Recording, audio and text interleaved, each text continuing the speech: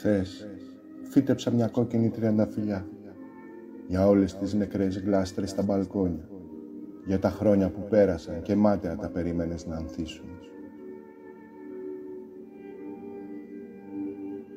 Σήμερα φύτεψα ένα λευκό γεράνι για όλες τις νεκρές γλάστρες στα μπαλκόνια, για τα όνειρα που άφησες να τα σκεπάσει η στάχτη. Αύριο θα φυτέψω μια αγκαλιά θυμάρι για όλες τις νεκρές γλάστρες στα μπαλκόνια, για όλα τα χείλια που δεν φιλήθηκαν και στέγνωσαν στους μαύρους και σκοτεινούς χειμώνες. Μετά θα κάνω μια ευχή να ξαναγεννηθούμε σε ένα μικρό κήπο στην άκρη του Αιγαίου, δίχως νεκρές γλάστρες, δίχως φιλιά που στέγνωσαν στον ίσκιο της τσιμεντένιας σκέψης. Στο παράθυρό μας θα στολίσω μια πασχαλιά και στα πατέρια βασιλικούς και μέντα.